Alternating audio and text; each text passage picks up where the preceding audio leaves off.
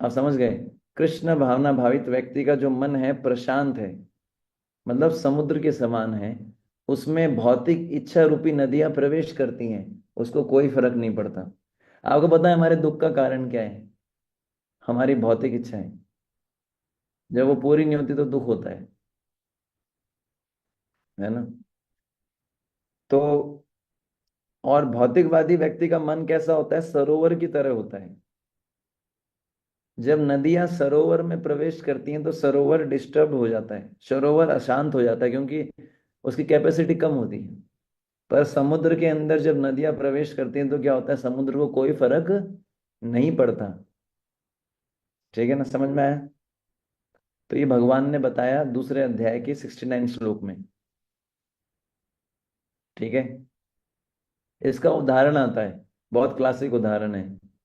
हरिदास ठाकुर के बारे में आपने सुना होगा, चैतन्य चरितमृत अंत्य लीला के अध्याय संख्या 3 में। हरिदास ठाकुर जो थे, भगवान ब्रह्मा जी बोल सकते हैं, वो जो है निर्जन कुटिया में भजन करते थे, रात्रि के समय हरिनाम ले रहे थे। तो उस समय एक वेश्या आई। हम्म, पूरा स्टोरी तो आपको पता ही है, मैं शॉर्ट में बताऊंगा क्योंकि समय कम है हमारे पास। और उन्होंने ऐसे शब्द बोले, बोले हे ठाकुर, आपका शरीर अति सुगठित है और आपके यौवन का शुभारंभ अभी हो रहा है। आपको देखने के बाद ऐसी कौन स्त्री है जो अपने मन को वश में रख सके? मैं आपका संग चाहती हूँ, मेरा मन ललचाया हुआ है। यदि मैं आपको नहीं पाऊंगी तो मैं अपने प्राण धारण नहीं कर सकूंगी। अब इमेजिन कीजिए, अगर एक भौतिकवादी व्यक्ति हो, उसको कोई ऐसा बोले, कोई स्त्री। आप समझ पा रहे हैं तो क्या स्थिति होगा? और एक तरफ हरिदास ठाकुर, उनको ऐसा बोला गया। आप समझ पा रहे हैं? तो उन्होंने क्या किया? जो काम, जो वैश्या थी, उसके जो शब्द थे, काम काम वासना वाले जो शब्द थे, नदी के प्रवाह के समान थे। और हरिदास ठाकुर का जो मन था, कृष्ण के प्रेम रूपी जल जल से भरे हुए समुद्र के समान था। क्योंकि हरिदास ठाकुर का मन कृष्ण प्रेम रूपी समुद्र का जो जल है उसमें डूबा हुआ था, इसलिए प्रशांत बना रहा। समझ में आया? और उन्होंने उसको बिठाया, कुछ रिस्पॉन्स नहीं दिया, बोला पहले मैं अपनी नियमित जो जब जब की संख्या है वो पूरी करूंगा। और फिर उन्होंने चैंटिंग किया। आप जानते हैं आगे क्या हुआ? समझ पा रहे हैं आप? तो योगी का मन कैसा होना चाहिए? प्रशांत, जैसे हरिदास ठाकुर का, है ना? फिर आगे भगवान बोलते हैं एनम योगिनम सुखम उत्तमम उपैति। उस योगी को उत्तम सुख की प्राप्ति होती है, उत्तम सुख की प्राप्ति होती है। भगवत गीता के 18वें अध्याय की 37 से लेकर 39 नंबर श्लोक में भगवान ने 3 प्रकार के सुख बताए। ठीक है ना? 3 प्रकार के सुख, सतोगुणी, रजोगुणी और तमोगुणी। ये हमने पहले भी बताया आपको। तो एक होता है सात्विक सुख, जो स्टार्टिंग में विष के समान लगता है, बाद में अमृत बन जाता है। जैसे सुबह जल्दी उठना, है ना? जैसे जब हम चैंटिंग शुरू करते हैं तो कैसा लगता है, और चैंटिंग जब 16 के आसपास आती है तो कैसा लगता है? उस समय थोड़ा फीलिंग आता है, हाँ थोड़ा अच्छा लग रहा है। जब शुरू करते हैं तो कैसा लगता है? ऐसा लगता है करेले का जूस पिला दिया किसी ने, इतना आनंद आता है। इसको बोलते हैं सात्विक सुख, जो स्टार्टिंग में विष की तरह लगता है, बाद में अमृत की तरह। ठीक है ना? ऐसे ही भगवान ने बताया है क्या? रजोगुणी सुख क्या होता है? जो स्टार्टिंग में अमृत के समान लगेगा, बाद में विष के समान हो जाएगा। जैसे स्त्री पुरुष में जो आकर्षण होता है, रजोगुणी। तीसरा बताया गया तामसिक। तामसिक मतलब स्टार्टिंग में भी जो है दुख, जो है दोनों, प्रारंभ और अंत में मोह में डालने वाला, जैसे निद्रा, आलस्य, ये तमोगुणी सुख। तो योगी को उत्तम सुख प्राप्त होता है। उत्तम सुख क्या होता है? हम्म कृष्ण का स्मरण करने से जो सुख प्राप्त होता है उसको क्या बोलते हैं? उत्तम सुख। हम्म तो जिसको ये सुख प्राप्त होता है, पता है उसकी फीलिंग क्या होती है? Feeling, emotions. उत्तम सुख प्राप्त होता है। सुख क्या, उसके अंदर में क्या विचार, क्या भावना होती है? उसकी फीलिंग ये होती है। हम्म। वो ऐसा सोचता है, मुझे, जो अहंकारी व्यक्ति जिनके पास बहुत धन है, उनकी सेवा करने की क्या आवश्यकता है? मैं क्यों किसी के पास जाऊं?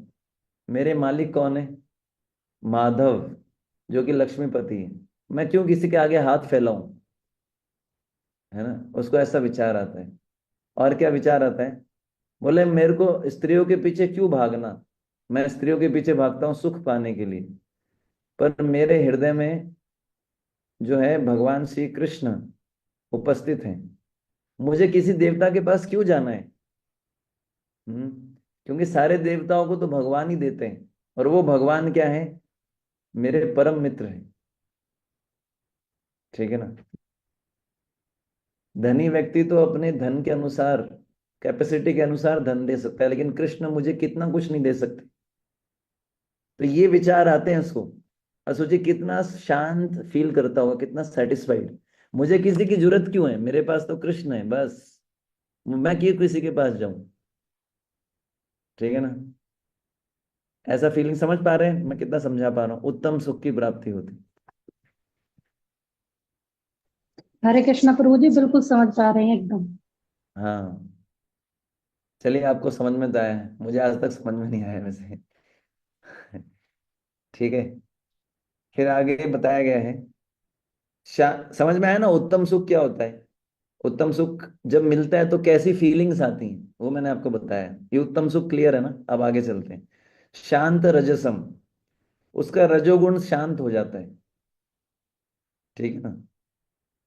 रजोगुण भगवत गीता के 14वें अध्याय के 17वें श्लोक में प्रभुपाद लिखते हैं, जब रजोगुण बढ़ता है तो लोग लोभी बन जाते हैं, और इंद्रिय तृप्ति की कोई सीमा नहीं होती। और चाहिए और चाहिए। लोभी होता है ना, लोभी। और चाहिए और चाहिए, इंद्रिय तृप्ति की कोई सीमा नहीं, और करना है और इंद्रिय तृप्ति करना है ना। तो प्रभुपाद जी लिखते हैं श्लोक के तात्पर्य में, 14.17 के तात्पर्य में, कि कोई भी ये देख सकता है कि भले ही किसी के पास प्रचुर धन और इंद्रिय तृप्ति के लिए पर्याप्त साधन हो, लेकिन उसे ना तो सुख मिलता है ना मन की शांति। ये लोगों के मन में गलत फहमी है कि मेरे पास बहुत सारा धन होगा तो मैं सुखी हो जाऊंगा। है ना। ये लोगों की गलत फहमी है कि मेरे पास इंद्र तृप्ति के बेस्ट साधन होंगे, बेस्ट भोजन, आहार निद्रा भय मैथुन। है ना। जैसे, हाँ, निद्रा बहन। हाँ, ये एक्स्ट्रा साउंड इफेक्ट आते हैं, आपको पता है ना क्यों आते हैं? इसको ये बोल एक्स्ट्रा साउंड। Ice breaker. अभी मैं जो है आपको बताता हूँ, मैंने एक एक्सपेरिमेंट किया। है ना, जैसे जनरली ब्रह्मचारी स्लीपर में ट्रेवल करते हैं ट्रेन के। ठीक है ना। फिर मैंने, जनरली क्या होता है कि जब सर्दियाँ होती हैं या फिर जब मेरा माला बचा होता है तो मैं थर्ड एसी में जाता हूँ, क्योंकि थर्ड एसी में आवाज़ नहीं आती बिल्कुल बाहर की। माला करने में इजी रहता है। या फिर जो है, ऐसा बोल सकते हैं कि उसमें सर्दियों के समय ठंड नहीं लगती, है ना, बीमार होने के चांस रहते हैं। इस बार हमने एक्सपेरिमेंट किया, मैंने सेकंड एसी में ट्रेवल किया। हाँ, तो मुझे लगा कि सेकंड एसी में ट्रेवल करने से पता नहीं कुछ और कंफर्टेबल फील होगा। लेकिन जब मैंने ट्रेवल किया तो मेरे को लगा कोई कंफर्टेबल फील नहीं हुआ। उल्टा बहुत ज्यादा, मतलब जो फीलिंग नॉर्मली आती है वैसी फीलिंग भी नहीं आ पाई। मुझे लग रहा था मैं सेकंड एसी में ट्रेवल कर रहा हूँ, देखो कितनी सुविधा है मेरे पास। है ना। लेकिन जो स्लीपर में ट्रेवल करने वाला है, मतलब ये जो मैं बता रहा हूँ कि ऐसा सुख, सुख डिपेंड नहीं करता हमारा, हमारा मन सुखी रहेगा, वो डिपेंड नहीं करता फैसिलिटी पे। समझ पा रहे हैं आप? तो ये मैं उदाहरण देके बताया आपको। तो क्योंकि जब व्यक्ति रजोगुण में होता है तो ना केवल मानसिक रूप से अप्रसन्न रहता है, बहुत अशांत रहता है व्यक्ति, क्योंकि रजोगुण में मानसिक रूप से। और उसको बहुत ही अपनी इमेज बनाने के लिए बहुत मेहनत करनी पड़ती है लोगों के बीच में। तो बहुत परिश्रम करना पड़ता है ना। तो भगवान बोल रहे हैं कि उसका रजोगुण शांत हो जाता है। इसका अर्थ क्या है? वो तनाव से मुक्त हो जाता है। हमारी सबकी लाइफ में स्ट्रेस आता है क्योंकि हमारे अंदर रजोगुण आ जाता है। फिर भगवान बोलते हैं ब्रह्म भूतम, वह योगी ब्रह्म भूत हो जाता है। तो प्रभुपाद जी श्लोक के तात्पर्य में लिखते हैं, ब्रह्म भूत वह अवस्था है जिसमें भौतिक कल्मश से मुक्त होकर भगवान की दिव्य सेवा में स्थित हुआ जाता है। मद भक्ति लभते पराम, भगवत गीता के 18वें अध्याय के 54 नंबर श्लोक में भगवान इस अवस्था के बारे में बता रहे हैं। ब्रह्मभूत, ब्रह्मभूत प्रसन्न आत्मा, न सोचती न कांक्षति, सम सर्वेषु भूतेषु मद भक्ति लभते पराम। तो जब तक मनुष्य का मन भगवान के चरण कमलों में स्थिर नहीं हो जाता, तब तक व्यक्ति ब्रह्म रूप में स्थित नहीं हो सकता। समझ गए आप? ठीक है ना?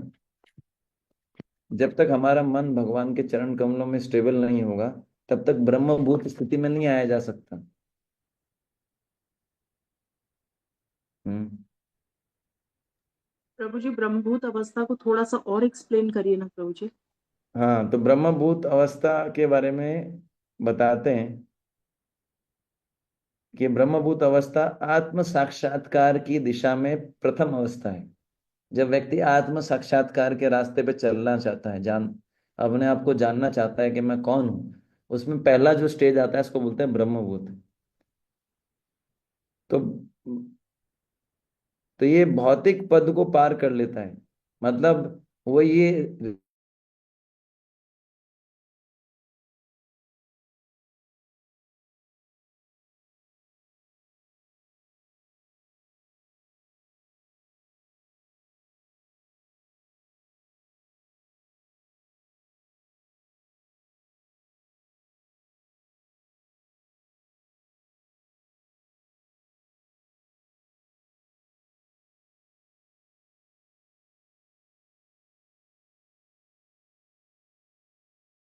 स्टक हो गया सबका। नहीं, प्रभु जी की तरफ से हुआ है मतलब अच्छा। Network issue.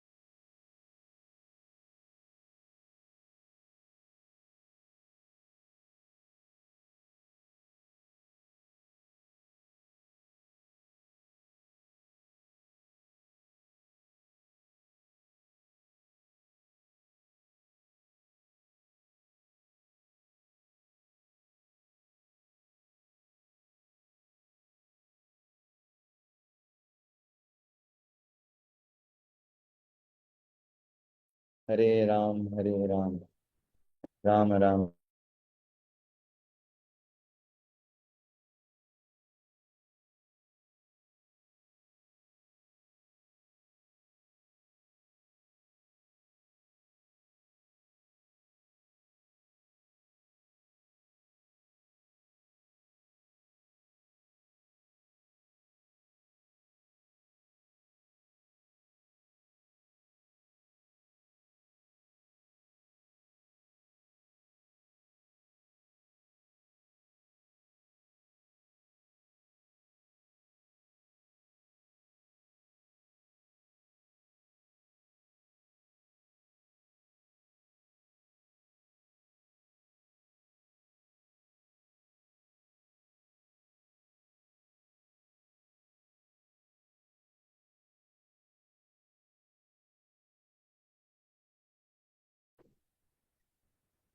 हरे कृष्णा कृष्ण कृष्ण हरे हरे, हरे राम राम राम हरे हरे, हरे कृष्ण कृष्ण कृष्ण हरे हरे, हरे राम राम राम हरे हरे,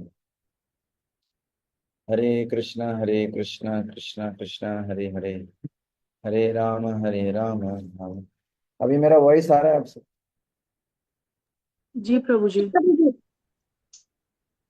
हाँ, ये फोन जो है वो हीट अप होके बंद हो जाता है।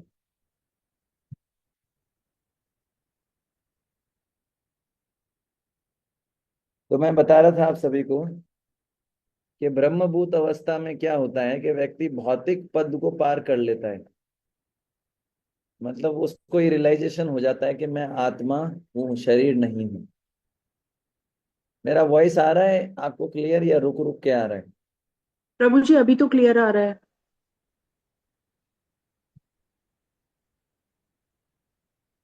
ओके।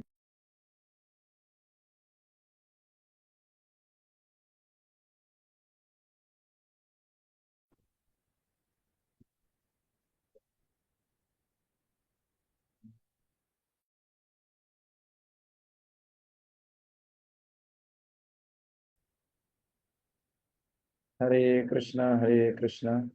अभी ज्यादा क्लियर आ रहा है? अभी पहले आ रहा था, अभी ठीक है? जी प्रभु जी अभी भी ठीक है। तो मैं बोल रहा था कि ब्रह्मभूत अवस्था आपने पूछा था। ब्रह्मभूत अवस्था मैंने बताया कि आत्म साक्षात्कार की दिशा में पहली अवस्था है, फर्स्ट स्टेप। उसमें व्यक्ति भौतिक पद को पार कर जाता है। मतलब उसको रियलाइजेशन हो जाता है कि मैं आत्मा हूँ, शरीर नहीं हूँ। लेकिन वो अपने आप में पूर्ण अवस्था नहीं है। ब्रह्मभूत अवस्था के बाद भी बहुत कुछ करना होता है। ठीक है ना?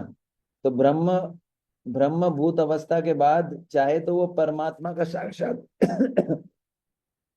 परमात्मा का साक्षात्कार कर सकता है, और फिर भगवान के साक्षात्कार को प्राप्त हो सकता है। समझ में आया? ये पहला स्टेप है।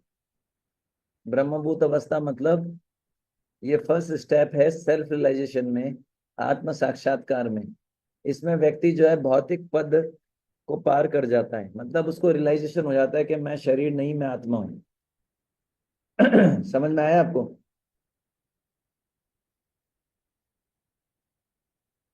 समझ में आया आपको? जी प्रभु जी। ओके। फिर भगवान आगे बोलते हैं श्लोक में, अकल्मषम। अकल्मषम का अर्थ होता है योगी संपूर्ण पापों से मुक्त हो जाता है। योगी ने जो भी पाप किए हैं पूर्व जन्मों में, उन पापों से मुक्त हो जाता है। हम्म।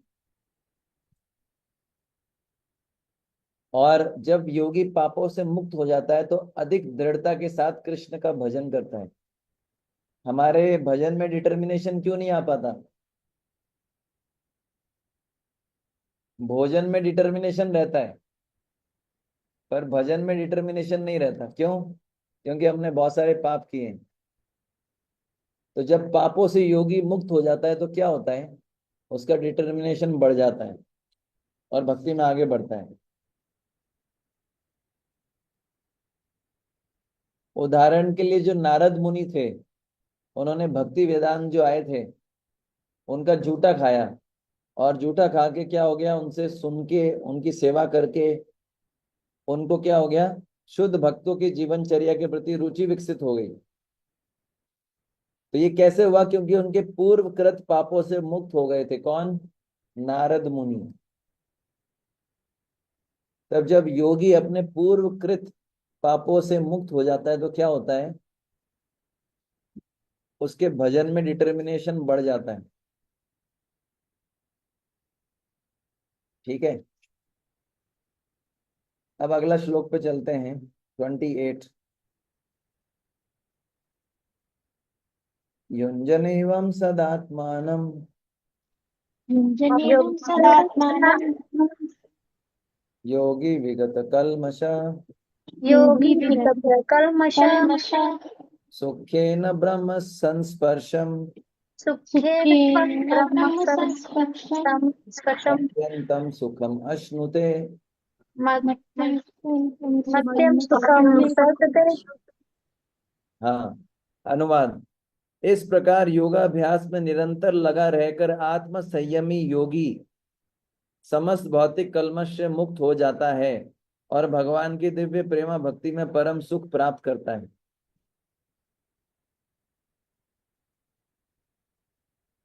है ना।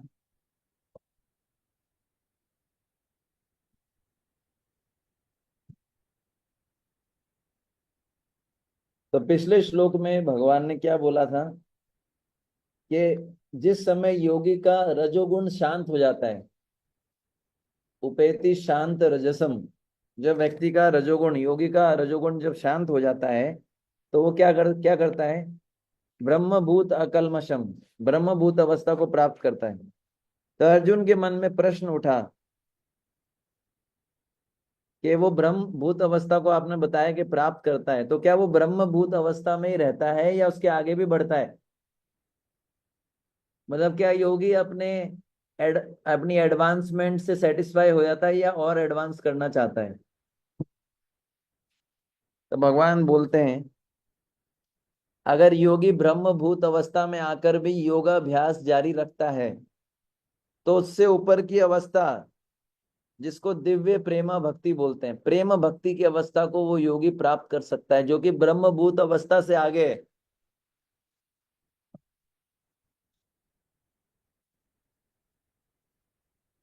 समझ में आया? तो इसमें भगवान बोल रहे हैं युंजन एवं सदात्मानम योगी विगत कल्मषा। तो जो निष्पाप योगी है इस प्रकार योगाभ्यास करता रहे। पहले बात तो जो योगी है उसके पाप नष्ट हो चुके हैं, इसलिए वो ब्रह्मभूत अवस्था को प्राप्त किया है उसने। और ब्रह्मभूत अवस्था को प्राप्त करने के बाद भी वो रुकता नहीं है, योग का अभ्यास रोकता नहीं है ना। आगे कौन सी अवस्था आती है? ब्रह्म संस्पर्शम। ब्रह्मभूत अवस्था के बाद कौन सी स्टेज आती है? ब्रह्म संस्पर्शम। समझ में आया? हम लोग थोड़ा बहुत भक्ति करते हैं, थोड़ा सेवा कर लेते हैं, हम बहुत सीनियर हो गए। फिर हम क्या करते हैं, इतना सेवा करता हूं मैं अब और।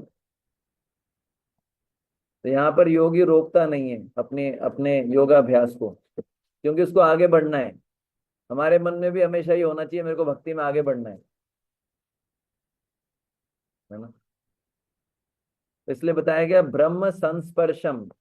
ब्रह्मभूत अवस्था से कौन सी अवस्था आती है आगे? ब्रह्म संस्पर्शम, उसको प्राप्त करना चाहता है वो। यहाँ पर भगवान एक शब्द काम में ले रहे हैं, विगत कल्मषा। पिछले श्लोक में भगवान ने काम में लिया था अकल्मषा। अकल्मष का अर्थ होता है बिना किसी कल्मश या पाप के, है ना। तो भगवान आज के श्लोक को, मतलब 28 नंबर श्लोक को शुरू करते हैं विगत कल्मषा। हम्म। तो भगवान बताना चाहते हैं अगर योगी ब्रह्मभूत अवस्था को प्राप्त कर ले, इस अवस्था में, ब्रह्मभूत अवस्था में वो पाप रहित हो जाता है, फिर भी अपना कार्य इसको बंद नहीं करना चाहिए, बल्कि जैसा अभ्यास करता था वैसा ही अभ्यास आगे भी करना चाहिए। केयरफुल रहना चाहिए। ऐसा नहीं कि मैं जो है भाव के स्तर पे पहुंच गया हूं, अब मुझे कोई रूल फॉलो करने की जरूरत नहीं। तो क्या होगा? वही वही होगा जो भरत महाराज का हुआ था। समझ में आया? जब तक हम ये मानेंगे, जब तक ये मानेंगे नहीं कि मेरे को आज सब कुछ नहीं पता है, तब तक हम सीख नहीं सकते। अगर आप मान लेंगे मुझे सब कुछ पता है, मुझे सीखने की जरूरत ही नहीं है, माई वे इज हाईवे, हमको सीखने की जरूरत क्या है? हमको तो पता है, वही लर्निंग स्टॉप। योगी सोचे मुझे और क्या करना है, मुझे तो सब कुछ पता है, वही वो जो है आगे नहीं बढ़ सकता। ठीक है ना। तो उसको अभ्यास जारी रखना पड़ेगा। अब ब्रह्मभूत अवस्था को थोड़ा और समझा देता हूँ। ब्रह्मभूत अवस्था में जो योगी होता है वो प्रसन्न हो जाता है, उसके सारे शोक खत्म हो जाते हैं, उसके सारी आकांक्षाओं से, भौतिक आकांक्षाओं से मुक्त हो जाता है। कोई आकांक्षा नहीं रहती, किसी प्रकार का कोई शोक नहीं रहता। ठीक है ना। तो ये फर्स्ट स्टेज है ब्रह्मभूत अवस्था, जो कि भगवान ने 18वें अध्याय के 54वें श्लोक में समझाई है। उसके बाद सेकंड अवस्था आती है क्या, उस श्लोक के अनुसार बता रहा हूँ, 18.54। सेकंड आता ब्रह्मभूत मतलब ब्रह्म ज्योति, ब्रह्मभूत अवस्था। लेकिन भगवान को जानने के 3 स्तर हैं, आपने पढ़ा है, ब्रह्म, परमात्मा और भगवान। तो उसके आगे भी जो है भैया चलना पड़ता है। अब इस श्लोक में भगवान सीधे क्या बोल रहे हैं, ब्रह्म स्पर्शम, ब्रह्म संस्पर्शम। ठीक है।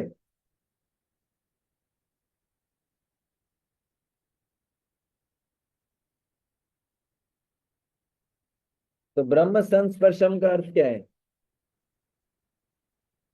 ठीक है ना, ब्रह्म के स्पर्श का अत्यंत सुख प्राप्त करता है। इसको हम थोड़ा डिस्कस करेंगे, पहले हम इस पे चर्चा करते हैं। ठीक है ना, ब्रह्मभूत अवस्था समझ गए ना आप। इससे आगे की स्टेज होती है परमात्मा की अनुभूति। पहला है ब्रह्म की अनुभूति। भगवान को 3 स्तर पे जाना जा सकता है, ब्रह्म के रूप में, परमात्मा के रूप में और भगवान के रूप में। तो पहला स्टेप हमने डिस्कस किया ब्रह्मभूत स्टेज, जिसमें भगवान को एक ज्योति के रूप में समझा जाता है, ब्रह्म। ठीक है ना, उसमें व्यक्ति आकांक्षाओं से, शोकों से मुक्त हो जाता है। ठीक है। उसके बाद सेकंड स्टेप आती है परमात्मा की अनुभूति, जिसमें वह सभी जीवों के प्रति समता की अनुभूति करता है। सभी जीवों के अंदर परमात्मा को देखता है और उनके सबके प्रति उसका समता का भाव आ जाता है। समान दर्शक, वो सुना है ना आपने, ब्राह्मणी गवि हस्तिनी सुनी चेवा स्वपाकेसा पंडिता समदर्शिना। तो समता का भाव आ जाता है। और ठीक है, इससे आगे क्या है, भगवान की अनुभूति।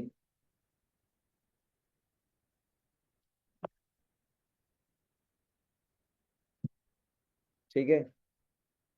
प्रभु जी, जो तो ये ब्रह्म संस्पर्शम लेवल है, जो जो ब्रह्मभूत से आगे जाके है, तो ये परमात्मा लेवल तक का है।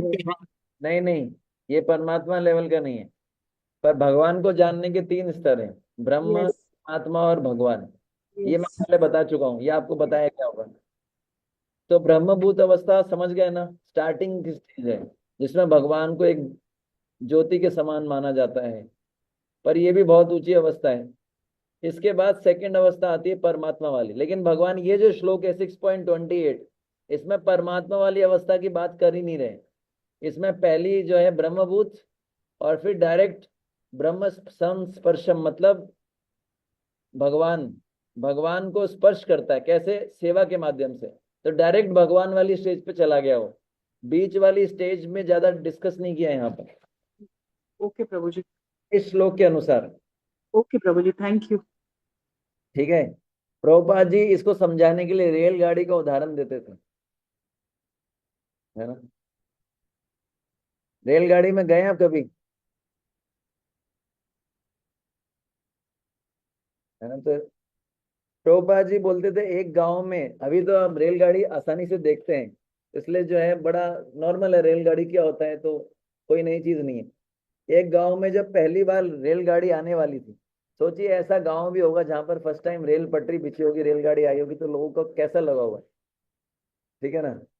तो सारे गांव वाले इकट्ठा हुए, उनको पता नहीं था रेलगाड़ी होती क्या है। तो उन्होंने 3 व्यक्तियों को अपॉइंट किया, बोले जाओ भाई देखो रेलगाड़ी कैसी होती है। ठीक है ना। तो पहला व्यक्ति था, ठीक है, और उसने दूर से रेलगाड़ी को देखा। उसने बताया कि भाई रेलगाड़ी मतलब एक काली कलर की, दूर से देखा ना, एक काले कलर का एक इंजन है और उसमें लाइट लगी हुई है। दूर से क्या दिखता है, रेलगाड़ी मतलब एक काले कलर का कुछ है जो चलता है और उसमें लाइट लगा हुआ है। दूसरे व्यक्ति को भेजा गया, है ना। तो रेलगाड़ी थोड़ा और पास में आ गई, उसने देखा रेलगाड़ी में बहुत सारे डिब्बे होते हैं। ठीक है।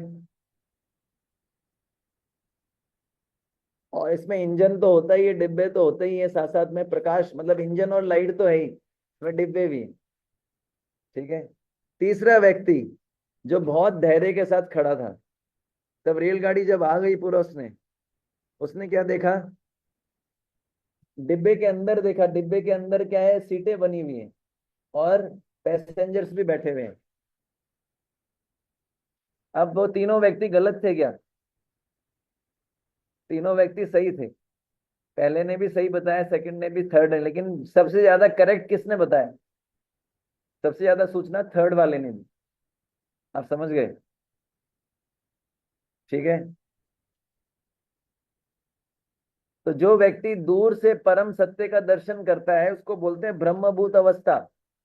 रेलगाड़ी एक इन काले कलर का इंजन है और उसमें लाइट लगी हुई है, वो ब्रह्मभूत अवस्था है। जो ये देखता है कि रेलगाड़ी के अंदर लाइट और इंजन के साथ डब्बे हैं, वो क्या है, परमात्मा को अनुभव करते हैं, वो अवस्था। और जो ये देख लेता है कि डब्बे के अंदर पैसेंजर भी बैठे हुए हैं, सीटें भी हैं, वो भगवान को अनुभव करने की अवस्था है। ठीक है ना? तो फिर भगवान आगे बोलते हैं सुखे न ब्रह्म संस्पर्शम अत्यंतम सुखम अश्नुते। वह योगी सुख पूर्वक ब्रह्म के स्पर्श का अत्यंत सुख प्राप्त करे। अब पिछले श्लोक में क्या बताया था भगवान ने? उत्तम सुख बताया था ना, उत्तम सुख। अब यहाँ पर क्या बता रहे हैं? अत्यंत सुख, अत्यंतम। अब इन दोनों में फर्क क्या है? एक तो होता है उत्तम सुख, एक होता है अत्यंत सुख।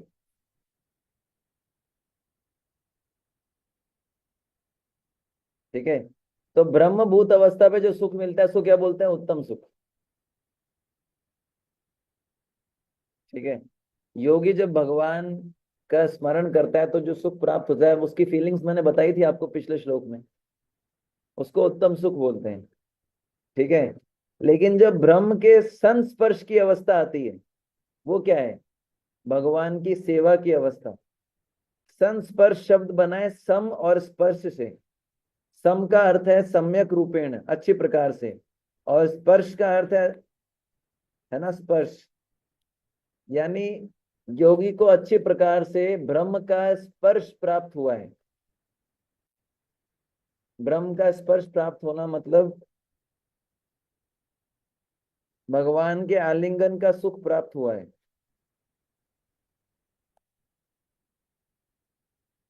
समझ में आया? यानी उसको कृष्ण की सेवा करने का अवसर मिला है।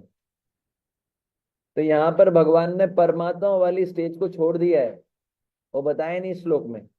केवल पहली स्टेज ब्रह्मभूत और लास्ट स्टेज जिसको हम बोलते हैं ना भगवान का रियलाइजेशन, वो भगवान ने भगवान के रियलाइजेशन को यहाँ पर क्या बताया है?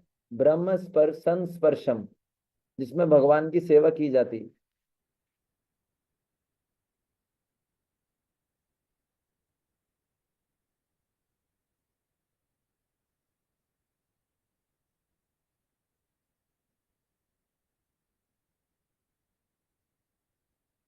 ठीक है। तो ये एक पॉइंट था। उसका उदाहरण आता है सुदामा ब्राह्मण।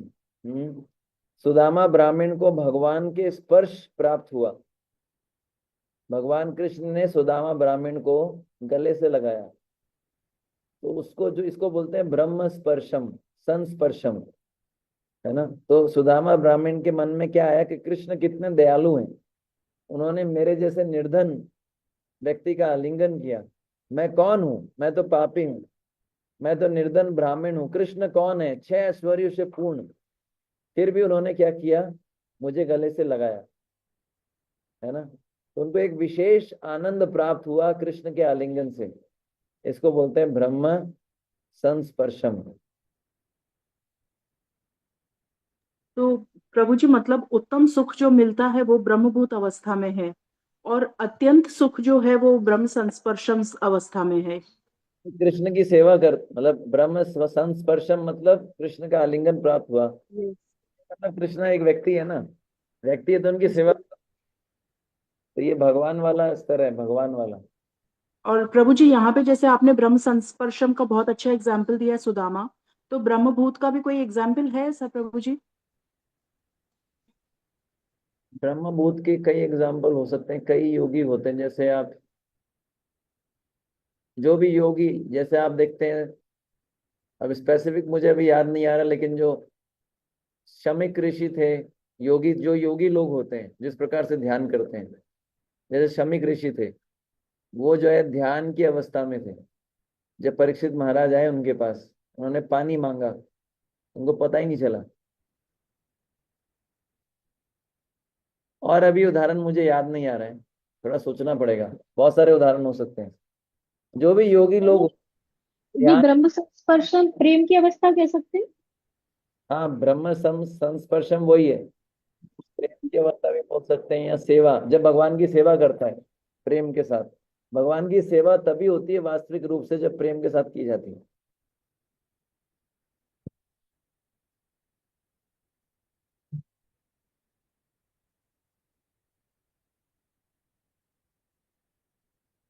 ठीक है,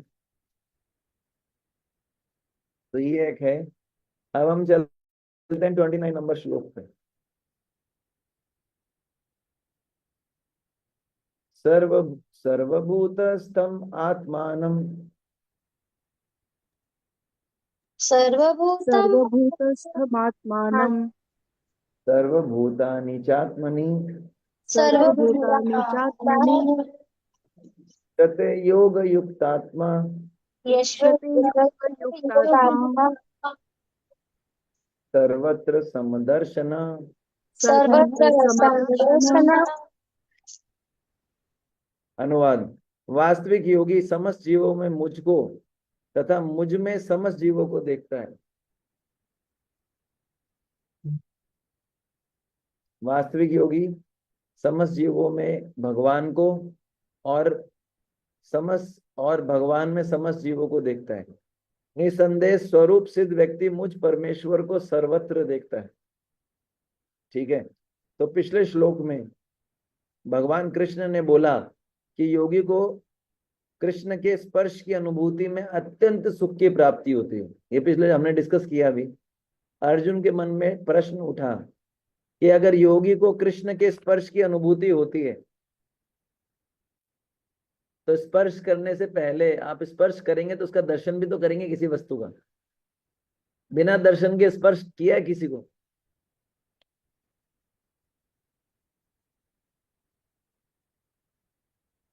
मतलब जिस व्यक्ति को आप स्पर्श करते हैं उसका रूप भी तो देखते हैं ना। रूप देखते हैं कि नहीं देखते, उसके दर्शन तो करते हैं ना। तो अर्जुन के मन में डाउट आया कि अगर वो योगी को कृष्ण के स्पर्श की अनुभूति होती है तो कृष्ण का दर्शन भी तो करता होगा योगी। तो भगवान बोल रहे हैं, एक तो अर्जुन के मन में डाउट आया क्या वो कृष्ण का दर्शन करता है, और करता है तो कैसे दर्शन करता है। तो भगवान बता रहे हैं कि योगी कृष्ण का दर्शन सर्वत्र करता है, सर्वत्र, परमात्मा के रूप में।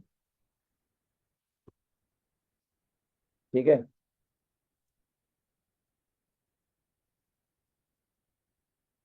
तो यहां पर बताया गया सर्वभूतस्थम आत्मानम। योगी समस्त जीवों में स्थित किसको देखता है? कृष्ण को देखता है। सर्वभूतस्थम, सारे जीवों में जो स्थित हैं भगवान, उनको देखता है। प्रभुपाद जी लिखते हैं, कृष्ण भावना भावित योगी पूर्ण दृष्टा होता है, क्योंकि वह पर ब्रह्म श्री कृष्ण को हर प्राणी के हृदय में परमात्मा के रूप में देखता है। ईश्वर सर्वभूतानां हृदय से अर्जुन तिष्ठति। अपने परमात्मा रूप में भगवान एक कुत्ते तथा एक ब्राह्मण दोनों के हृदय में स्थित होते हैं। पूर्ण योगी जानता है कि भगवान नित्य रूप में दिव्य हैं और कुत्ते या ब्राह्मण में स्थित होने से भौतिक रूप से प्रभावित नहीं होते। यही भगवान की परम दिव्यता है। यद्यपि जीवात्मा भी एक एक हृदय में विद्यमान है, किंतु वह एक साथ समस्त हृदयों में सर्वव्यापी नहीं है। आत्मा और परमात्मा का यही अंतर। ये तो सिंपल है। आत्मा तो एक ही जीव में होता है, पर्टिकुलर जीव, पर्टिकुलर आत्मा पर्टिकुलर जीव में, वो सारे जीवों में नहीं होता। लेकिन परमात्मा सारे जीवों में एक साथ प्रेजेंट है। ठीक है ना। तो प्रभुपाद जी इसके संबंध में लिखते हैं योग पथ नामक पुस्तक में। क्या लिखते हैं? जो वास्तविक योगी होता है वो कृष्ण को सभी जीवों में देखता है ना। ये कैसे संभव है, कैसे पॉसिबल है? इसको थोड़ा समझना पड़ेगा। अब इसका कुछ लोग गलत मतलब निकालते हैं। वो बोलते हैं कि कृष्ण जो है सारे जीवों में है, तो सारे जीव कृष्ण है। आप भी कृष्ण, मैं भी कृष्ण। भगवान सारे जीवों में है, इसका मतलब सारे जीव कृष्ण नहीं बन गए। फिर वो बोलते हैं कि भाई मनुष्य जो है, आप भी भगवान मैं भी भगवान, तो मानव सेवा करनी चाहिए। ये फिलॉसफी कहाँ से निकली है कि भगवान सारे जीवों में है, तो सारे जीव क्या है, भगवान के समान है। तो इन सारे जीवों की मनुष्य का कल्याण, मनुष्य सेवा, एक सेशन होता है हमारा, उस सेशन को बोलते हैं मानव सेवा वर्सेस माधव सेवा। कई लोग बोलते हैं कि भाई मनुष्य की सेवा सबसे बड़ी सेवा है। क्यों? क्योंकि उनको लगता है कि मनुष्य भगवान है। क्यों? क्योंकि भगवान सब में है। पर भगवान सब में इसका अर्थ नहीं है कि सब लोग ही कृष्ण हैं, नहीं। वो बोलते हैं कृष्ण की पूजा अलग से करने की क्या जरूरत है। कृष्ण खुद ही बोलते हैं मुझे सब में देखना चाहिए। तो हम तो सब में कृष्ण देख रहे हैं, आप भी कृष्ण हम भी कृष्ण, तो कृष्ण की अलग से पूजा क्यों करेंगे? हम तो एक दूसरे की सेवा करेंगे। समझ में आया ना? समझ में आया ये फिलॉसफी? मनुष्य सेवा, मानव सेवा, ठीक है। इसलिए बोलते दरिद्र नारायण। सुना ना, प्रभुपाद जी बोलते थे नारायण कैन नॉट बी दरिद्र, तो बोलते दरिद्र नारायण, कि दरिद्र लोगों में नारायण देखो, लोगों के अंदर नारायण देखो।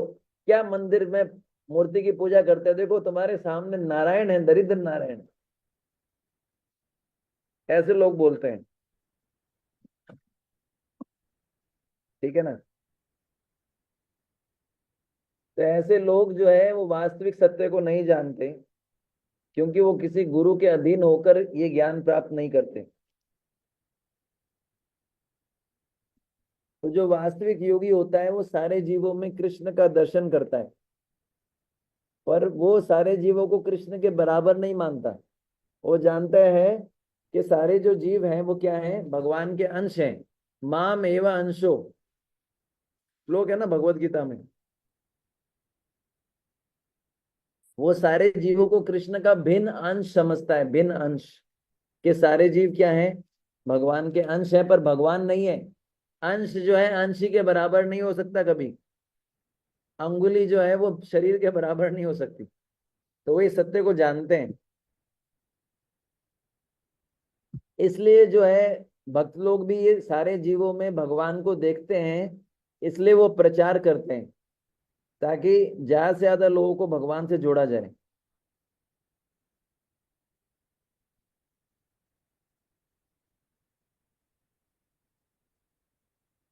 वो देखता है कि सारे के सारे जीव भगवान से अलग, वो जानते नहीं जीव के मैं भगवान का अंश हूं, इसलिए कष्ट पा रहे हैं। तो उनको ये बताया जाए, उनको ये रियलाइज करवाया जाए कि हम भगवान के अंश हैं। तो वो इसके लिए प्रचार करते हैं भक्त। हम्म। तो प्रभुपाद जी उदाहरण देके बताते हैं, है ना, कि प्रभुपाद जी बोलते हैं अगर मैं बोलूं कि ये बालक अमुक व्यक्ति का पुत्र है, अगर मैं बोलूं कि पर्टिकुलर बालक इस व्यक्ति का पुत्र है, ये अलग है। और ये एक अलग है कि वो बालक ही वो अमुक व्यक्ति है। दोनों में फर्क है कि नहीं? बालक जो है वो अमुक व्यक्ति का पुत्र है, ये ठीक है, पर बालक ही अमुक व्यक्ति है। बेटा बाप के बराबर हो सकता है क्या कभी?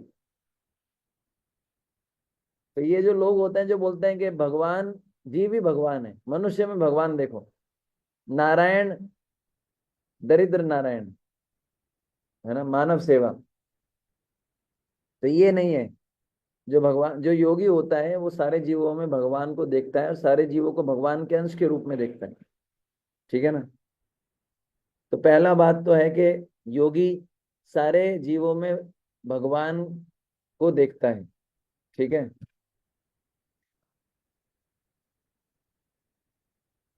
किस रूप में देखता है?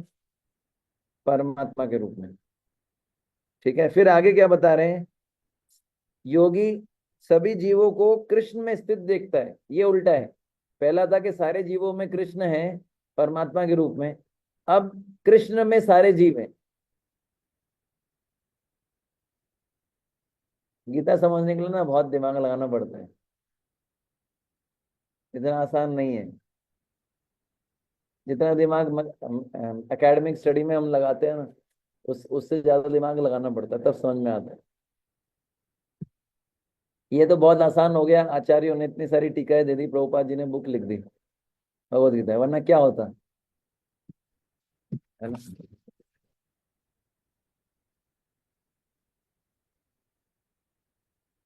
तो फिर बोल रहे हैं कि योगी जो है सभी जीवों को कृष्ण में स्थित देखता है। प्रभुपाद जी लिखते हैं, बाह्य रूप से प्रत्येक जीव भगवान की शक्ति में स्थित है। जैसा कि 7वें अध्याय में बताया जाएगा कि भगवान की 2 मुख्य शक्तियां हैं, परा और अपरा। जीव परा शक्ति का अंश होते हुए भी अपरा शक्ति से बद्ध है। जीव सदा ही भगवान की शक्ति में स्थित है। प्रत्येक जीव किसी न किसी प्रकार भगवान में स्थित रहता है। इसका अर्थ क्या है, अब इसको थोड़ा डिटेल में डिस्कस करते हैं। इसका अर्थ क्या है, जब ये बोला गया कि योगी सभी जीवों को कृष्ण में स्थित देखता है, इसका अर्थ क्या है। तो ये प्रभुपाद जी लिखते हैं योग पथ नामक पुस्तक में, सारे जीवों को कृष्ण में देखता है। प्रभुपाद जी समझाते हैं कि जो असली योगी होता है वो जानता है कि जिस भी वस्तु को वो देख रहा है वो कृष्ण है ना। कैसे, जैसे अभी आप जहाँ जिस कुर्सी पे बैठे हैं वो वास्तव में देखा जाए तो कृष्ण की शक्ति है ना। तो योगी जानता है ना। और मतलब कहने का अर्थ क्या है, जैसे अभी हम ये बोल सकते हैं कि हम कृष्ण पे ही बैठे हैं, पर इसका अर्थ क्या है वास्तव में, कि कृष्ण की शक्ति है ना। ये जो फर्श है जिस पे हम बैठे हैं, या जो कुर्सी है ना, ये क्या है, भगवान की ही शक्ति से, भगवान की अनेक शक्तियां हैं, भौतिक, आध्यात्मिक और तटस्थ। जीवात्मा क्या है, तटस्थ, मार्जिनल। समझ में आया आपको। हमारे पास ऑप्शन है कि हम भौतिक शक्ति में जाएं या आध्यात्मिक शक्ति, इसलिए हमको तटस्थता बोला गया है, ठीक है ना।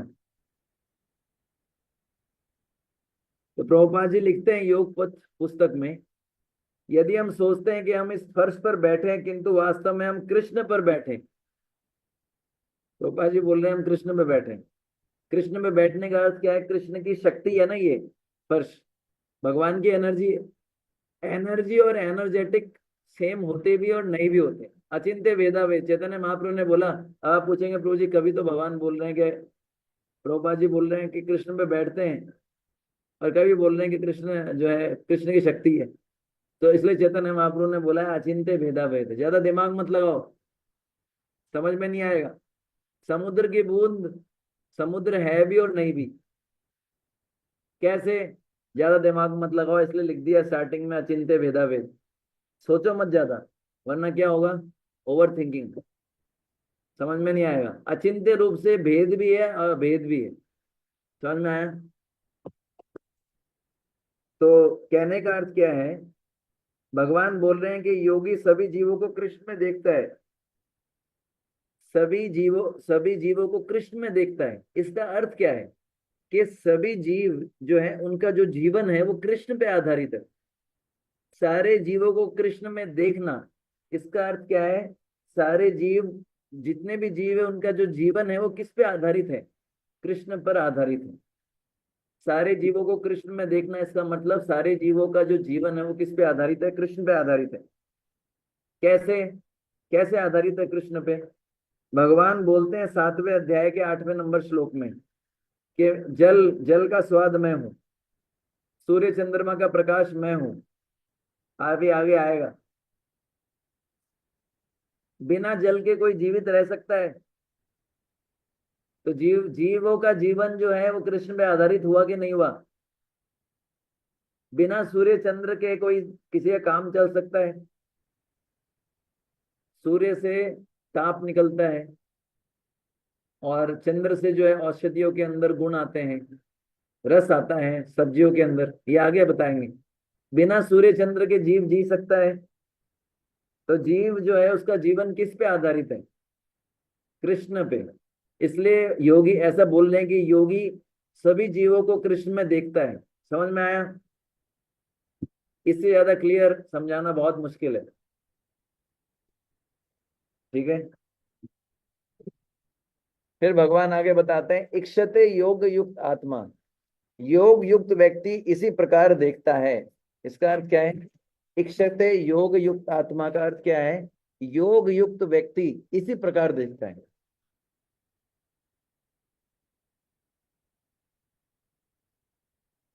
यानी जब तक व्यक्ति योग युक्त ना हो जाए, ठीक है ना, तब तक वो इस प्रकार से देख ही नहीं पाएगा। किस प्रकार से नहीं देख पाएगा? कि भगव सारे जीव कृष्ण में हैं और कृष्ण सारे जीवों में है। ये कौन देख सकता है? जिसकी दृष्टि योग युक्त हो जाए।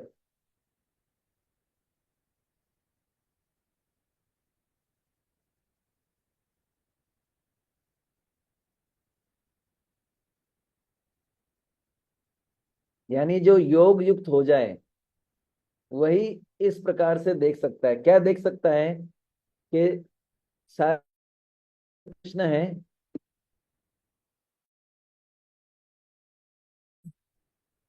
और कृष्ण के अंदर सारे जीव हैं। ये वही देख सकता है जिसकी दृष्टि योग युक्त है। समझ में आया?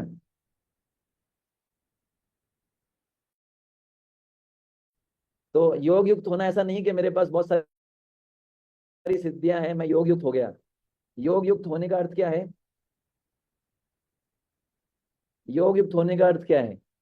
अच्छे प्रकार से जुड़ना कृष्ण से। तो जब तक कोई योग युक्त नहीं होता है तब तक इस प्रकार की दृष्टि उसको डेवलप ही नहीं होगी। कौन सी? कि सारे जीव कृष्ण में है और कृष्ण सभी जीवों में। तो जिसके पास सिद्धियां, इसका मतलब ये नहीं कि वो योग युक्त है, ये जरूरी नहीं है। हालांकि ऐसे कुछ भक्त हुए हैं जो महान योगी भी थे, जैसे हनुमान जी। हनुमान जी जो है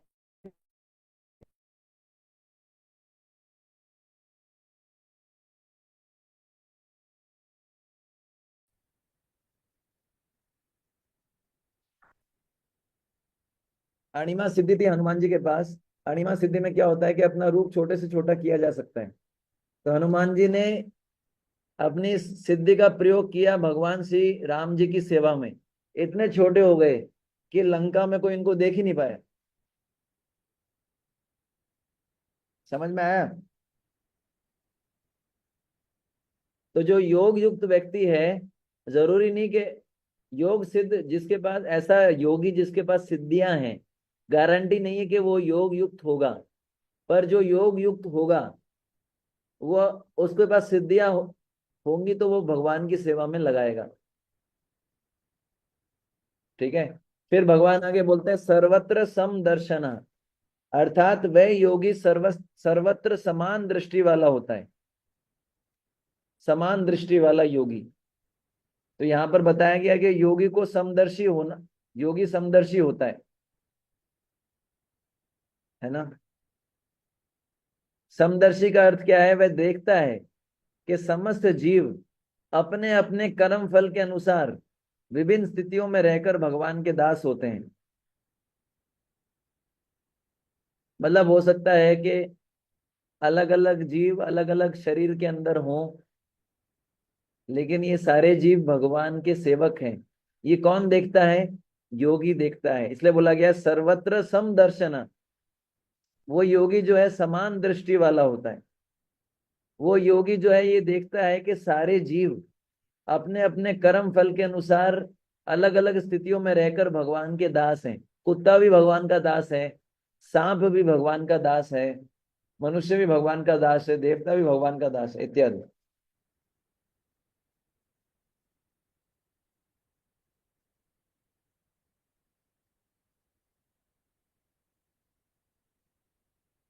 तो योगी जब समदर्शी बताया गया है, सर्वत्र समदर्शी होता है, इसका अर्थ क्या है? अगर योगी के परिवार के लोग कृष्ण की भक्ति स्वीकार कर नहीं करते तो वह उनका त्याग कर देता है। समदर्शी है ना, सब में कृष्ण को देख रहा है। तो अगर योगी के परिवार वाले लोग अगर भक्ति स्वीकार नहीं करते तो उनका त्याग कर देता है। और कोई बहुत ही अत्यंत पतित व्यक्ति हो, अगर वो भक्ति को स्वीकार करता है तो उनको अपना लेता है। जैसे प्रभुपाद जी जो थे, उन्होंने अपनी पत्नी और बच्चों का त्याग कर दिया, और हिप्पी जो भगवान की भक्ति है उन्होंने अपनाई, उनको अपना लिया। क्यों? क्योंकि उन्होंने देखा कि कृष्ण की भक्ति को स्वीकार कर रहे हैं। तो योगी जो होता है समदर्शी होता है, समझ गए? वो जानता है कि सारे के सारे जीव कृष्ण के दास हैं। अभी अपनी स्थिति के अनुसार सब अलग अलग अवस्था में हैं, लेकिन सब कृष्ण के दास हैं।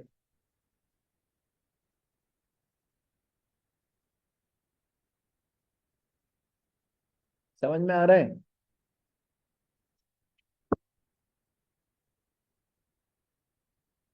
अब अगला श्लोक 6.30। यो मां पश्यति सर्वत्र यो मां पश्यति सर्वत्र सर्वं च मयि पश्यति सर्वं च मां पश्यति तस्याहं न प्रणश्यामि तस्याहं न प्रणश्यामि सा च मे न प्रणश्यति। सा च न प्रणश्यति।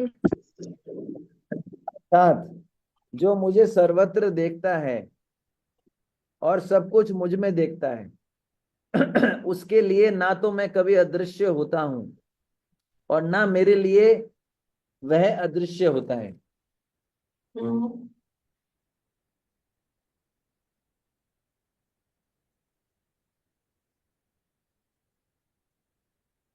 समझ में आया आपको?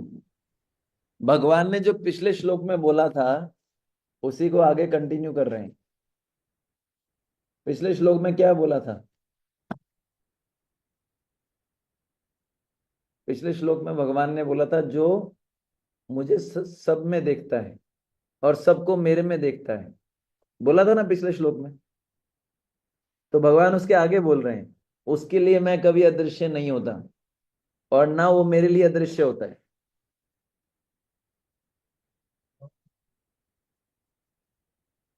समझ में आया?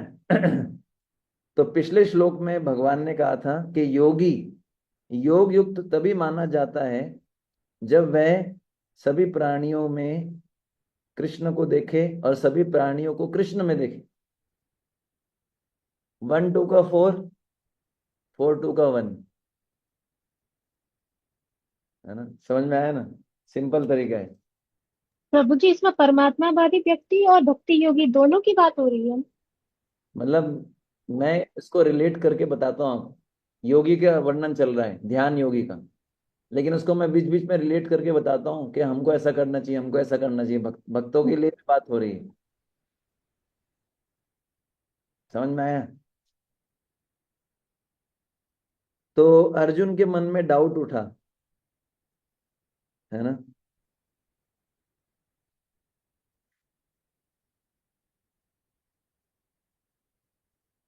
कि जो भगवान को सारे जीवों में देखता है और सारे जीवों को भगवान में देखता है, वो जो योगी होता है, उस योगी के साथ किस प्रकार आदान प्रदान करते हैं भगवान?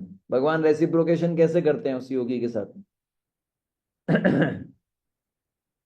तो भगवान बता रहे हैं कि ऐसे व्यक्ति के लिए मैं कभी अदृश्य नहीं होता और ना वो मेरे लिए अदृश्य होता है। जैसे कई बार डिवोटीज कंप्लेन करते हैं कि भगवान मेरे साथ रेसिप्रोकेट नहीं कर रहे हैं। अगर भगवान से रेसिप्रोकेशन चाहिए तो देख लीजिए, भगवान बोल रहे हैं कि मैं ऐसे व्यक्ति के लिए कभी अदृश्य नहीं होता, ना वो मेरे लिए अदृश्य होता है। पर क्या करना पड़ेगा? उसे पहले की कंडीशन फुलफिल करनी पड़ेगी। यो माम पश्यति सर्वत्र सर्वम च मयि पश्यति। बिना मेहनत के कुछ नहीं मिलता। ना ही सुप्तस्य सिंहस्य प्रविशन्ति मुखे मृगः। सोए हुए शेर के मुंह में अपने आप हिरन जाके नहीं बोलता, शेर प्रभु महाप्रसाद मंत्र बोल लो, मैं आपके मुंह के अंदर आ रहा हूं। ऐसा होता है ना? तो इसलिए जो है मेहनत करनी पड़ती है। यो माम पश्यति सर्वत्र सर्वम च मयि पश्यति। तो भगवान क्या बोल रहे हैं, जो योगी मुझे सर्वत्र देखता है तथा सभी को मुझ में देखता है। ये हमने पहले चर्चा कर ली है, ठीक है। पिछले श्लोक में भगवान ने बताया था ये सब। तो भगवान ये दोबारा क्यों रिपीट कर रहे हैं श्लोक में, क्योंकि भगवान इसके आगे की बात कहने वाले हैं। भगवान इसके आगे की बात कहने वाले हैं, इसलिए रिपीट कर रहे हैं। तो पिछले श्लोक में भगवान ने शब्द यूज किया था सर्वभूतस्तम आत्मानम, लेकिन भगवान अब क्या शब्द यूज कर रहे हैं, यो माम पश्यति सर्वत्र, जो व्यक्ति मुझे सर्वत्र देखता है, ठीक है ना। तो पिछले श्लोक में भगवान ने शब्द यूज किया था आत्मा। भगवान ने बताया था कि समस्त प्राणियों में स्थित आत्मा की बात कही थी। और इस श्लोक में भगवान डायरेक्टली बोल रहे हैं कि जो मुझे देखता है। पिछले श्लोक में भगवान ने ये नहीं बोला था जो मुझे देखता है, इस श्लोक में भगवान डायरेक्टली क्या बोल रहे हैं, जो मुझे देखता है। पिछले श्लोक में भगवान ने आत्मा शब्द का प्रयोग करके बोला था, मतलब अपना नाम नहीं लिया भगवान ने पिछले श्लोक में डायरेक्ट कि मुझे देखता है, लेकिन इस श्लोक में भगवान ने अपना नाम लिया कि मुझे देखता है, ठीक है ना। तो आत्मा शब्द का प्रयोग किया था भगवान ने पिछले श्लोक में। आत्मा शब्द का अर्थ भी कृष्ण ही होता है। आत्मा शब्द के कई अर्थ होते हैं। आत्मा शब्द का अर्थ होता है मन भी, आत्मा शब्द का अर्थ होता है शरीर भी, आत्मा शब्द का अर्थ होता है खुद आत्मा, जीवात्मा, आत्मा शब्द का अर्थ होता है भगवान भी, ठीक है ना। तो पिछले श्लोक में भगवान ने आत्मा शब्द का प्रयोग किया, और इस श्लोक में भगवान क्या बोल रहे हैं, यो माम, डायरेक्ट बोल रहे हैं मुझे देखता है। पिछले श्लोक में बोला कि आत्मा, मतलब आत्मा शब्द का प्रयोग करके भी भगवान अपने बारे में ही बता रहे थे, लेकिन इस श्लोक में डायरेक्ट नाम ले लिया, मुझे देखता है।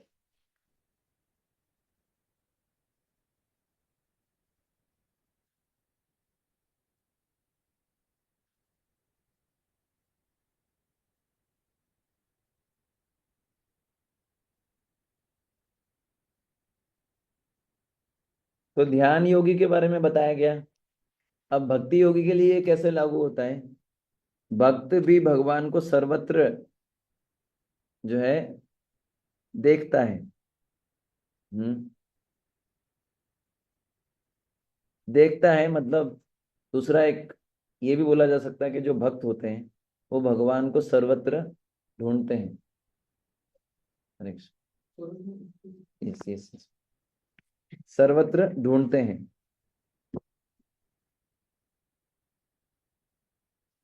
जैसे उदाहरण के लिए ऐसा बताया जाता है, जैसे अपने जैसे की होता है ना, चाबी, चाबी खो गई आपकी, तो आप क्या बोलेंगे कि मैं चाबी को सर्वत्र, मैं देख तो रहा हूं, मैं चाबी को सब जगह देख रहा हूं, लेकिन चाबी मिल नहीं रही है।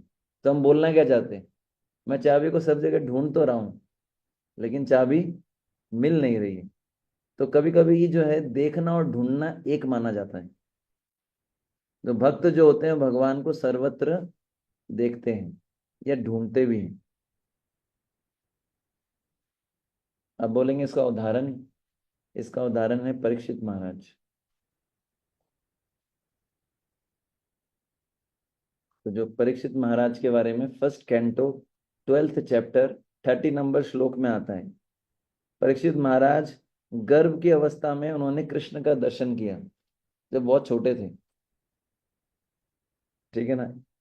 तो वो इतना आकर्ष, वो भगवान को उन्होंने बहुत गर्भ में देखा था,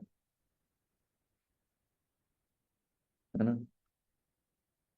और इनके बारे में विचित्र घटना ये हुई कि जब ये पैदा हुए ना परीक्षित महाराज, तो ये रोते नहीं थे, ये हर व्यक्ति के चेहरे को ध्यान से देखते थे।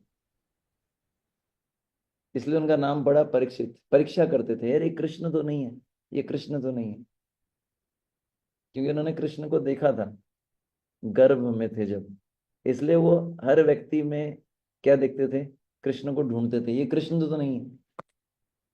समझ में आया ना, इसलिए उनका नाम पड़ा परीक्षित।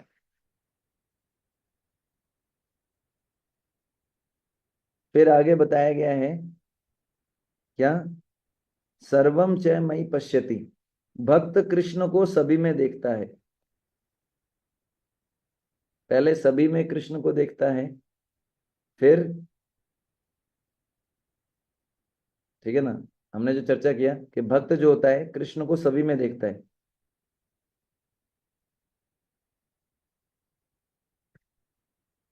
इसका एक और अर्थ होता है, श्री कृष्ण को भक्त सभी में देखता है, इसका अर्थ क्या होता है, या योगी कृष्ण को सभी में देखता है, इसका अर्थ क्या है कि जो योगी जो होता है अपना सब कुछ, सारी संपत्ति कृष्ण में ही देखता है। एक इसका अर्थ ये भी होता है, ठीक है ना। चैतन्य महाप्रभु ने क्या बोलता है, शून्यायितम जगत सर्वम गोविंद विरहेण में, कृष्ण को सब में देखना। हम्म ये नहीं भी ये नहीं भी समझ में आता तो कोई दिक्कत नहीं है, ये तो मैंने आपको एक्स्ट्रा बताया है, ठीक है। फिर आगे बोलते हैं, तस्य अहम न प्रणश्यामि, उस योगी के लिए मैं दूर नहीं होता। तो प्रभुपाद जी श्लोक के तात्पर्य में लिखते हैं, तब भगवान तथा भक्त के बीच अंतरंग संबंध स्थापित हो जाता है। उस अवस्था में जीव को नष्ट नहीं किया जा सकता और न भगवान भक्त की दृष्टि से ओझल होते हैं। श्री कृष्ण में तादात्म्य में होना आध्यात्मिक लय, आत्म विना लय है। भक्त कभी भी ऐसी विपदा नहीं उठाता।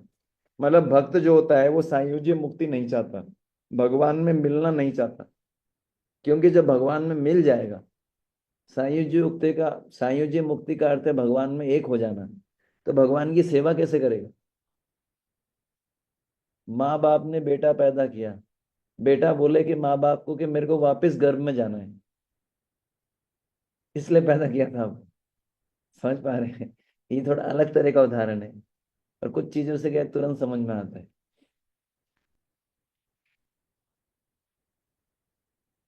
तो यहाँ पर भगवान बोल रहे हैं कि वह अपने भक्त से दूर नहीं होते, भगवान अपने भक्तों से कभी दूर नहीं होते, वह अपने भक्तों को अपने से दूर नहीं करते। चैतन्य भागवत मध्य लीला है ना, मध्य खंड, उसमें 10 नंबर अध्याय में मुरारी गुप्त चैतन्य महाप्रभु से प्रार्थना करते हैं। क्या प्रार्थना करते हैं, हे प्रभु, जहां कहीं भी मेरा जन्म हो वहां वहां आपकी स्मृति बनी रहे। जो सब आपके दास हैं, मेरा उन सबके साथ जन्म जन्म में वास हो। मतलब वो मुरारी को प्रार्थना कर रहे हैं चैतन्य महाप्रभु से कि जो सब आपके दास हैं उनका संग मुझे मिले। आप प्रभु और मैं दास, जहां ये भाव ना हो वहां मुझको नहीं पटक देना। मुरारी को क्या बोल रहे हैं कि प्रभु ऐसी जगह मेरे को मत जन्म देना जहां पर मैं ये भूल जाऊं कि आप स्वामी हैं और मैं सेवक। ये उन्होंने प्रार्थना की चैतन्य महाप्रभु से।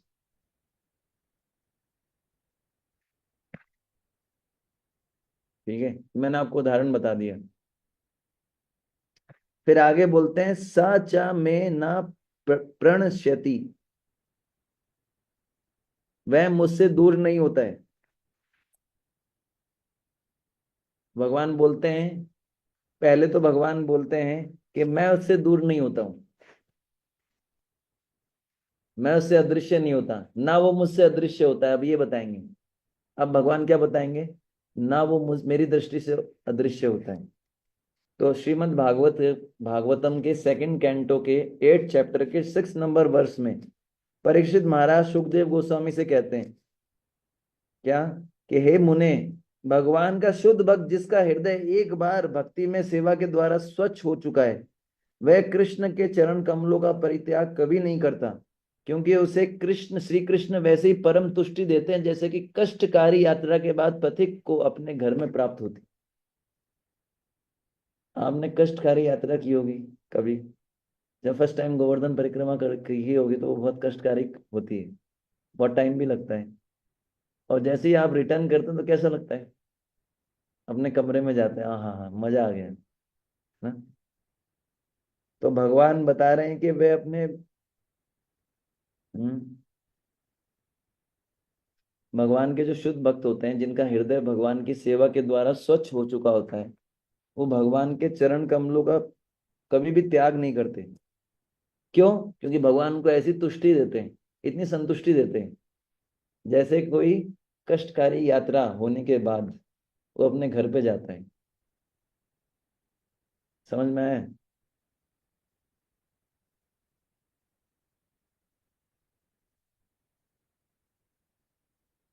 जैसे प्रहलाद महाराज थे, उनको बहुत यातनाएं सहनी पड़ी, पर फिर भी उन्होंने भगवान कृष्ण के चरण कमलों का परित्याग नहीं किया।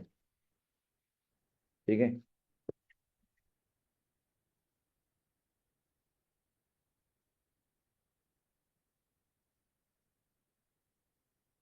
31 नंबर श्लोक। सर्वभूत स्थितम यो माम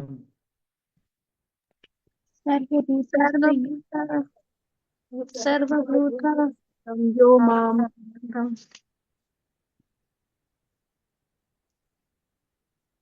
भजति एकत्वम आस्थित भजति त्वम् तत्त्वतः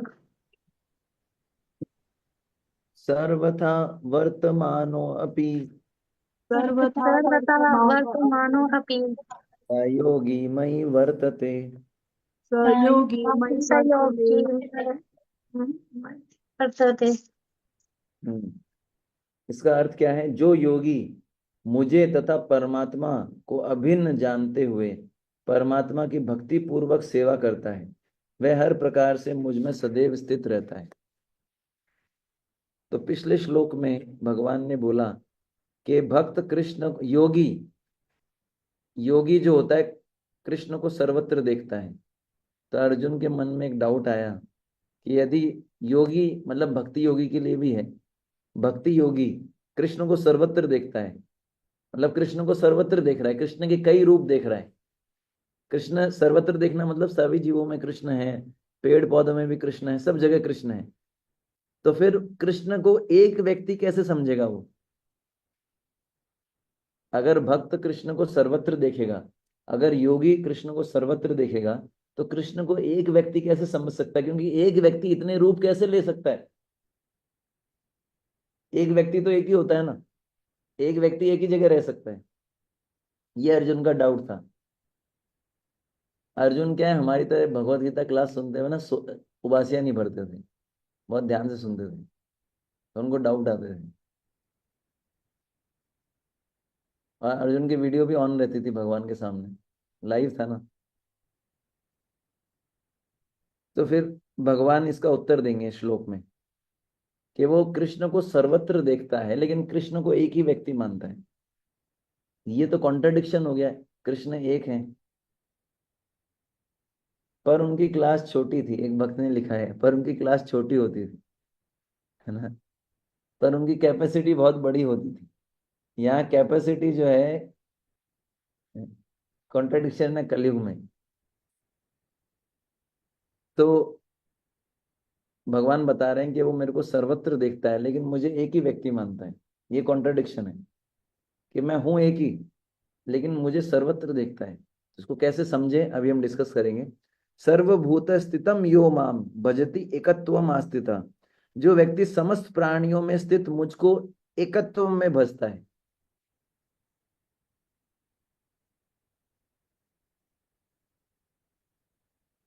तो प्रभुपाद जी लिख रहे हैं परमात्मा स्वरूप में कृष्ण जन जन के हृदय में स्थित है। यही नहीं, असंख्य जीवों के हृदयों में स्थित असंख्य परमात्माओं में कोई अंतर नहीं।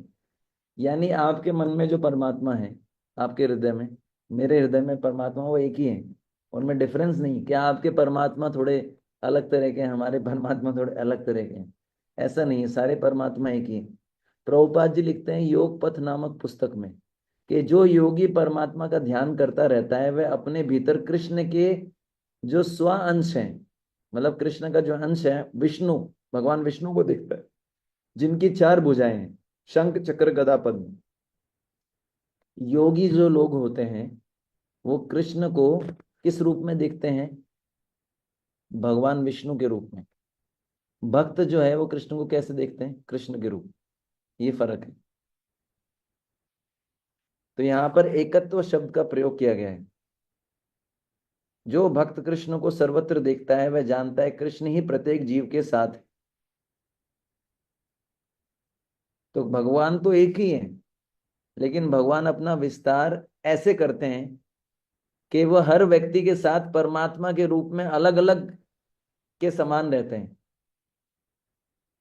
ऐसा किसी को फील ही नहीं होता कि भगवान, मतलब हर व्यक्ति के हृदय में, हर जीव के हृदय में भगवान रहते हैं परमात्मा के रूप में, और उसमें उसको ऐसा ही लगता है कि भगवान मेरे हृदय में ही है। समझ रहे हैं? भगवान एक हैं, लेकिन भगवान अपना विस्तार ऐसे करते हैं जैसे गोपियां थी। भगवान ने अपना विस्तार इस प्रकार से किया, हर गोपी को क्या लग रहा था, भगवान तो मेरे साथ ही है। तो भगवान एक ही है, लेकिन इस तरीके से विस्तार करते हैं परमात्मा के रूप में कि वो जो है अलग अलग है ना, परमात्मा के रूप में अलग अलग हो गए। एक ही व्यक्ति है लेकिन परमात्मा के रूप में विस्तार किया, और हर प्राणी के साथ में ऐसा लगता है कि भगवान डिवाइड हो गए। हमारा मटेरियल मैथमेटिक्स यहाँ पर काम नहीं करता कि भगवान डिवाइड हो गए, भगवान का अस्तित्व खत्म। जैसे मान लीजिए, है ना, 10 गुलाब जामुन थे, है ना, तो एक मान लो एक गुलाब जामुन, उसके आपने 4 टुकड़े किए, गुलाब जामुन खत्म। पर भगवान के केस में ऐसा नहीं है। 1+1 = 1, 1 - 1 = 1। ये जो है मैथमेटिक्स अलग तरह की। प्रभु जी एक बार प्लीज कंफर्म कर दीजिए कि आपने बताया कि जो योगी होता है वो कृष्ण को विष्णु रूप में देखता है, चतुर्भुज रूप में। हाँ, ठीक है। प्रभुपाद जी बता रहे हैं, एक उदाहरण देते हैं 13वें अध्याय की 17 नंबर श्लोक में। तो भगवान बोलते हैं उस श्लोक में कि मैं सभी प्राणियों में इस प्रकार स्थित हूं कि ऐसा लगता है कि, है ना, कि मैं विभक्त हो गया हूं, है ना। अगर आप 13वां अध्याय का 17 नंबर श्लोक पढ़ेंगे, उसमें प्रभुपाद जी समझा रहे हैं कि भगवान इस प्रकार से, भगवान ने अपने आप को, उसको बोलते हैं, अपना विस्तार किया है कि भगवान डिवाइड नहीं हुए। डिवाइड हुए भी, उसमें प्रभुपाद जी उदाहरण देते हैं, बहुत सुंदर उदाहरण सूर्य का। सूर्य तो एक ही है ना, सूर्य एक ही है, लेकिन अभी मेरे को यहाँ उज्जैन में सूर्य दिख रहा है, ऐसा लग रहा है सूर्य मेरे सिर के ऊपर है। आपको आपके जगह पे सूर्य दिखता है तो आपको क्या लगता है, सूर्य आपके सिर के ऊपर है। ये प्रभुपाद जी ने उदाहरण दिया है 13वें अध्याय के 17वें नंबर श्लोक में। भगवान अविभाजित हैं, भगवान को डिवाइड नहीं किया जा सकता, परंतु ऐसा लगता है कि भगवान डिवाइड हो गए। ठीक है ना। हालांकि जो सूर्य वाला उदाहरण है ना, ये भी कंप्लीट नहीं है। जैसे सूर्य एक है लेकिन हर स्थान पे दिखाई देता है, वैसे ही भगवान एक है लेकिन सभी जीवों के हृदय में परमात्मा के रूप में। ठीक है ना। पर यहाँ पर डिफरेंस क्या है, सूर्य एक ही है और सूर्य जड़ है। समझ गया ना। मतलब सूर्य एक है, सूर्य जड़ नहीं, सूर्य एक है। सूर्य एक होते हुए भी क्या है, अनेक स्थानों पे दिखाई देता है। लेकिन परमात्मा एक होते हुए भी हर जीव के हृदय में, समझ में आया, सूर्य एक है, सब जगह दिखाई पड़ता है। परमात्मा कृष्ण ही है, वास्तव में कृष्ण ही परमात्मा के रूप में, लेकिन वो फिर भी हर व्यक्ति के साथ है। यहाँ पर सूर्य एक ही था, यहाँ पर परमात्मा सबके साथ इंडिविजुअली चले गए, और हर व्यक्ति के साथ परमात्मा इस प्रकार से रहते हैं कि हर व्यक्ति को लगता है देखो ये मेरे मित्र हैं, और हर व्यक्ति को उसके अनुसार गाइड करते हैं। परमात्मा एक ही है। अब आपके जो अंदर परमात्मा है वो आपको अलग गाइड करेंगे आपकी इच्छा के अनुसार, और मेरे अंदर जो परमात्मा है मेरी इच्छा के अनुसार मेरे को अलग गाइड करेंगे, लेकिन है वो एक ही। तो ये जो सूर्य वाला उदाहरण है ये प्रभुपाद जी ने दिया है, लेकिन ये भी परफेक्ट उदाहरण नहीं है इसको समझाने के लिए। तो ये भगवान की इनकंसेवेबल एनर्जी, इसको बोला इनकंसेवेबल है, इसको सोच नहीं सकते, अचिंत्य, है ना।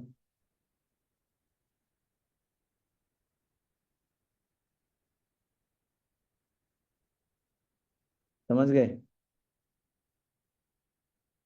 तो मैंने बताया था एकत्व शब्द। एकत्व शब्द का अर्थ क्या है कि जो भक्त कृष्ण को सर्वत्र देखता है, वह जानता है कि कृष्ण ही प्रत्येक जीव के साथ है। एकत्व शब्द आया ना इसमें, एकत्व। हम्म।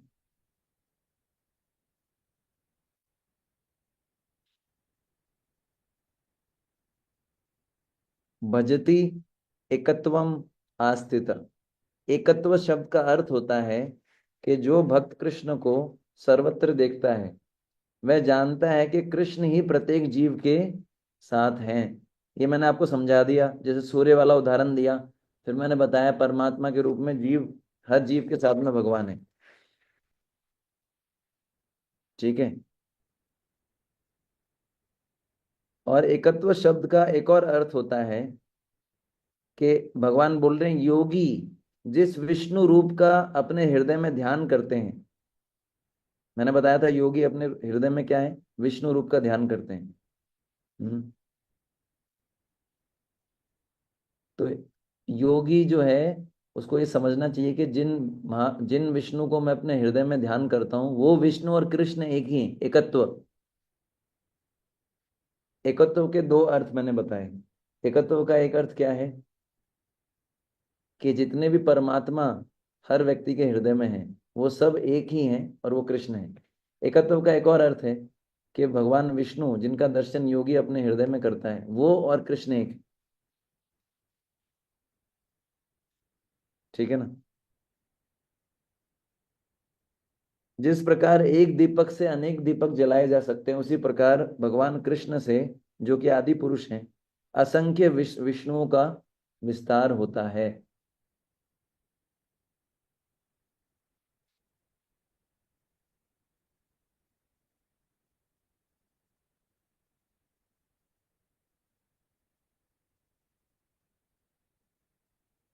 तो भगवान कृष्ण से ही असंख्य विष्णु निकलते हैं, लेकिन भगवान में कमी नहीं आती। इसके लिए जैसे एक उदाहरण दिया गया है, जैसे मिट्टी का ढेला है ना, उसको तोड़ेंगे तो छोटे छोटे टुकड़ों में टूट जाता है। ऐसे ही कोई सोचे कि कृष्ण का विस्तार हो गया तो कृष्ण खत्म। तो ईशोपनिषद आप पढ़ेंगे तो उसमें पहला मंत्र आता है, पूर्णमदा पूर्णमदम पूर्णस्य पूर्णमादाय। भगवान से कुछ पूर्ण निकालने के बाद भी पूर्ण बचता है। 1+1 = 1, 1 - 1 = 1। है ना, कैसा लगा मैथमेटिक्स? ये ये मैथमेटिक्स है। तो भगवान बढ़ते नहीं है, ये मटेरियल कैलकुलेशन है, स्पिरिचुअल में लागू नहीं होता। फिर भगवान बोलते हैं सर्वथा वर्तमानो अपि स योगी मई वर्तते। वह योगी जीवन की प्रत्येक स्थिति में मेरे हृदय में ही रहता है। भगवान बता रहे हैं ऐसा योगी प्रत्येक स्थिति में मेरे हृदय में रहता है। भगवान कृष्ण भागवतम के 9वें स्कंद के 4थे अध्याय के 63वें श्लोक में 9:463 में क्या बोलते हैं? भगवान कृष्ण दुर्वासा मुनि से बोलते हैं कि मैं पूर्णतः अपने भक्तों के वश में हूं, निसंदेह मैं तनिक भी स्वतंत्र नहीं हूं। क्योंकि मेरे भक्त भौतिक इच्छाओं से पूर्णतः रहित होते हैं, अतएव मैं उनके हृदयों में ही निवास करता हूं। मुझे मेरे भक्ति नहीं, मेरे भक्तों के भक्त भी अत्यंत प्रिय हैं। भगवान बोल रहे हैं।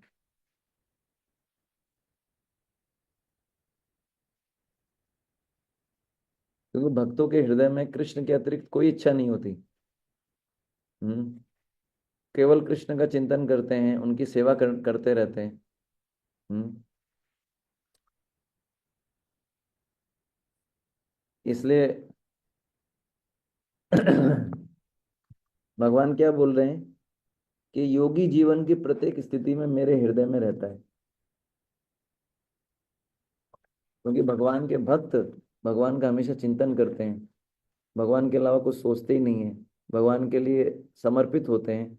इसलिए भगवान के भक्त जो होते हैं वो भी भगवान के हृदय में रहते हैं। ये नरोत्तम दास ठाकुर बोलते हैं छाड़िया वैष्णव सेवा निस्तार पाइछे केवा। है ना, भक्तों का भक्त बने बिना कोई भव बंधन से मुक्त नहीं हो सकता। भक्तों का भक्त बने बिना, भगवान खुद बोल रहे हैं कि मेरे भक्तों का भक्त बने बिना भव बंधन से मुक्त नहीं हुआ जा सकता।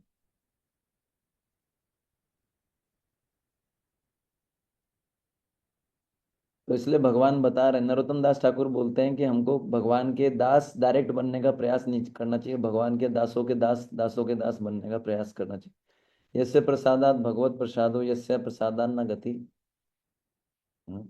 कुतोपि, बताया गया है।